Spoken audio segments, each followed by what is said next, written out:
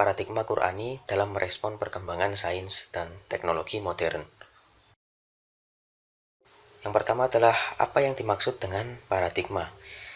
Paradigma adalah model utama, pola, atau metode untuk meraih beberapa jenis tujuan. Paradigma juga bisa diartikan sebagai cara pandang seseorang terhadap diri dan lingkungannya yang akan mempengaruhinya dalam berpikir, bersikap, dan bertingkah laku. Seringkali paradigma merupakan sifat yang paling khas atau dasar dari sebuah teori atau cabang ilmu. Kemudian, apa itu paradigma Qur'ani? Dengan pengertian paradigma sebelumnya, bisa disimpulkan bahwa paradigma Qur'ani merupakan cara pandang dan cara berpikir tentang suatu permasalahan berdasarkan Al-Quran. Al-Quran bisa dijadikan sebagai pandangan dasar karena Al-Quran adalah inspirator.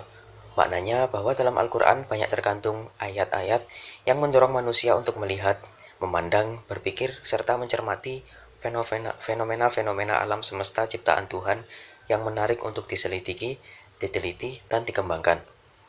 Al-Quran menantang manusia untuk menggunakan akal pikirannya seoptimal mungkin.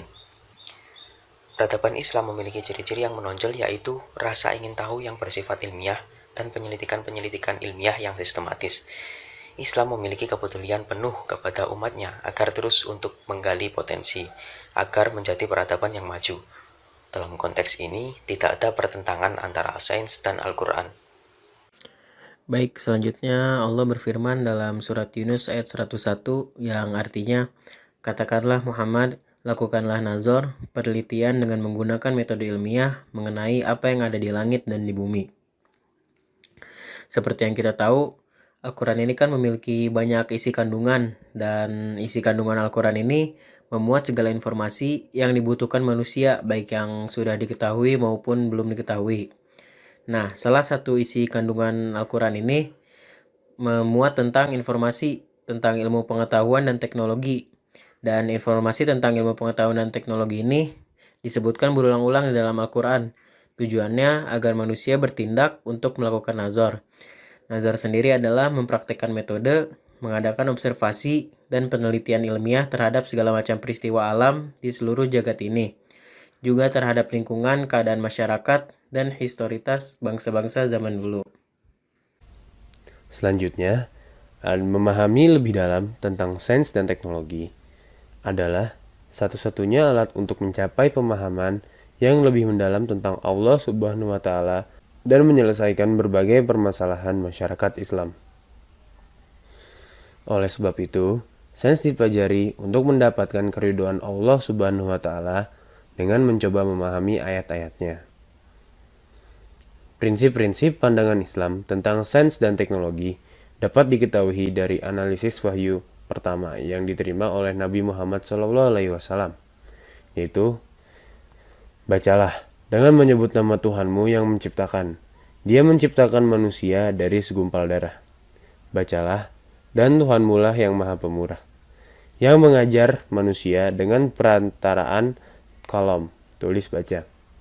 Dia mengajarkan manusia apa yang tidak diketahuinya. Quran Surat Al-Alaq ayat 1-5. Kata Iqra dari Quran Surat Al-Alaq. Kata Iqra diambil dari akar kata yang berarti menghimpun. Dari menghimpun lahir aneka makna seperti menyampaikan, menelaah, mendalami, meneliti, mengetahui ciri sesuatu, dan membaca baik yang tertulis maupun tidak. Sedangkan dari segi objeknya, perintah Iqra itu mencakup segala sesuatu yang dapat dijangkau oleh manusia. Ayat tersebut merupakan suatu dukungan yang Allah berikan kepada hamba-Nya untuk terus menggali, memperdalam, dan memperhatikan apa yang ada di alam semesta, termasuk sains dan teknologi. Selain memuat banyak tentang pengembangan sains, Al-Quran juga dijadikan inspirasi ilmu dan pedoman dalam pengembangan pemikiran sehingga dapat terciptanya penemuan-penemuan baru yang bermanfaat bagi kehidupan. Ada juga kutipan yang dapat kita ambil dari Quran Surat Ar-Rod ayat 11 yang artinya, sesungguhnya Allah tidak akan mengubah keadaan suatu kaum sebelum mereka mengubah keadaan yang ada pada diri mereka sendiri. Dari ayat tersebut dapat disimpulkan bahwa pada dasarnya Al-Quran telah mendorong manusia untuk berteknologi supaya kehidupan mereka meningkat. Upaya ini merupakan rasa syukur atas keberhasilannya dalam mengubah nasibnya. Dengan kata lain, rasa syukur atas keberhasilannya dimanifestasikan dengan mengembangkan terus keberhasilan itu, sehingga dari waktu ke waktu keberhasilan itu akan selalu meningkat. Di dalam Al-Quran juga disebutkan secara garis besar tentang teknologi, yaitu tentang kejadian alam semesta dan berbagai proses kealaman lainnya, tentang penciptaan makhluk hidup, termasuk manusia yang didorong hasrat ingin tahunya dan dipacu akalnya untuk menyelidiki segala apa yang ada di sekelilingnya. Paradigma Qur'ani.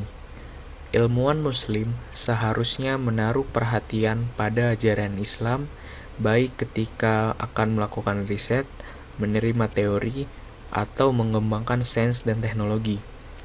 Sebab apa yang dihasilkannya sepenuhnya untuk kebutuhan manusia.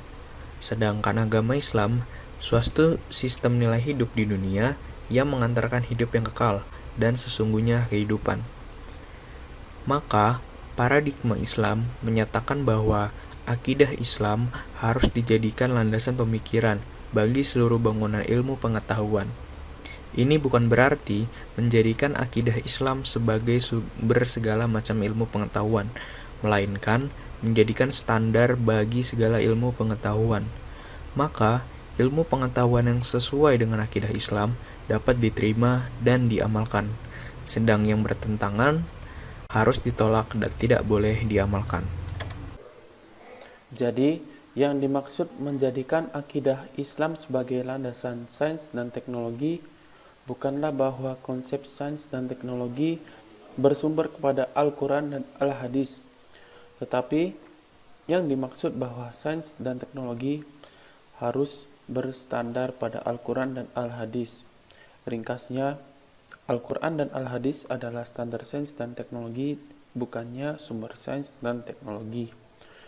Artinya, apapun konsep sains dan teknologi yang dikembangkan harus sesuai dengan Al-Quran dan Al-Hadis. Tidak boleh bertentangan dengan Al-Quran dan Al-Hadis itu.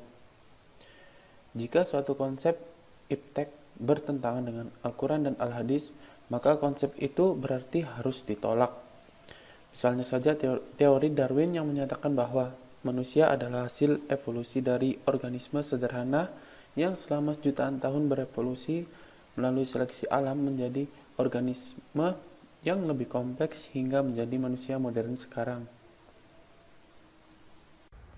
Selanjutnya ada Quran Surat Ar-Rum ayat 41 yang berbunyi, telah nampak kerusakan di darat dan di laut disebabkan karena perbuatan tangan manusia, supaya Allah merasakan kepada mereka sebahagian dari akibat perbuatan mereka, agar mereka kembali ke jalan yang benar.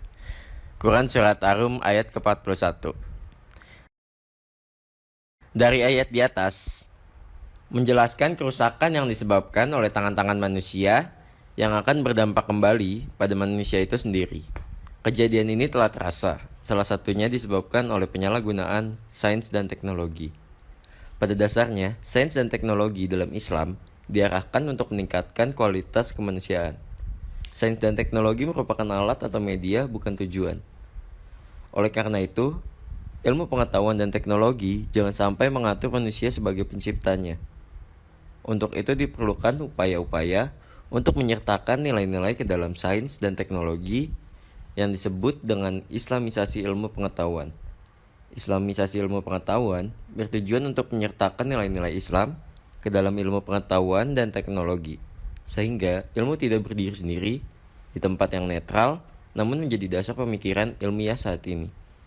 Jadi, cara Islam sendiri memfilter ilmu pengetahuan dan teknologi, yaitu sesuai dengan paradigma Islam, yaitu akidah Islam sebagai dasar sains dan teknologi, dan syariat Islam menjadi standarisasi sains dan teknologi.